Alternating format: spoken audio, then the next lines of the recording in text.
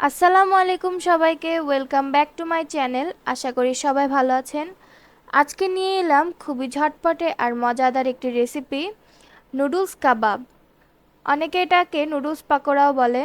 তো চলুন দেখে আসা যাক কত ইজিলি এটা রান্না করা যায়। শুরুতেই আমরা আলু সিদ্ধ নিয়ে নিলাম। আলু সিদ্ধর উপরে আমরা এখন নুডলসের মশলা, মরিচের গুঁড়া, স্বাদ মতন লবণ, চিলি ফ্লেক্স আর দিয়ে দিচ্ছি কর্নফ্লাওয়ার আর সামান্য পরিমাণে আটা।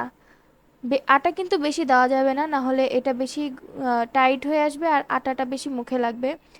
আরও অ্যাড করে দিচ্ছি মরিচ কুচি, ধনিয়া পাতা আর গাজর কুচি আর মিহি করে কেটে রাখা পেঁয়াজ কুচি। এখন দিয়ে দিচ্ছি সিদ্ধ করে রাখা ইনস্ট্যান্ট নুডলস। আপনারা চাইলে যে কোনো নুডলস ব্যবহার করতে পারেন।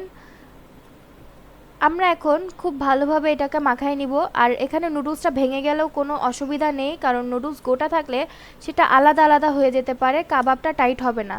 দিয়ে দিচ্ছি দুটো ডিম আর মটরশুঁটি।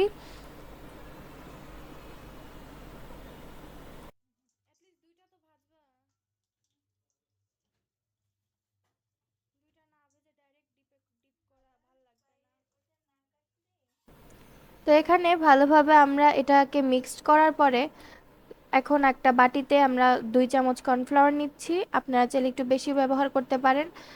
এখন আমরা এখানে পানি দিয়ে দিচ্ছি। কর্নফ্লাওয়ারটা কিন্তু বেশি ঘনও না আবার পাতলাও করা যাবে না, তাই পরিমাণ মতন পানি দিয়ে ভালোভাবে নাড়াচাড়া করে নিতে হবে।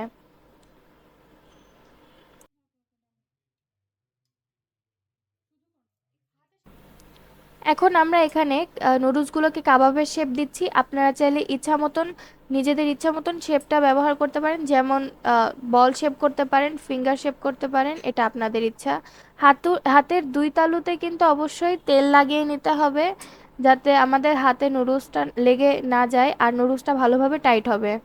এখানে আমরা টোস্ট করে রাখা ব্রেড নিয়ে নিচ্ছি, এখন ব্লেন্ড করে ফেললাম, যেটাতে আমাদের ব্রেড ক্রাম্বস তৈরি হয়ে গেল।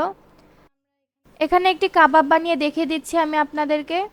একটা কাবাব নিলাম, এখন সেটা আমরা গুলিয়ে রাখা কর্নফ্লাওয়ারের মধ্যে দিব, দিয়ে ভালোভাবে ডুবাতে হবে। এখন উঠিয়ে সেই ব্রেড ক্রাম্বের মধ্যে আমরা দিয়ে দিব, দিয়ে টাইট করতে হবে খুব ভালো করে।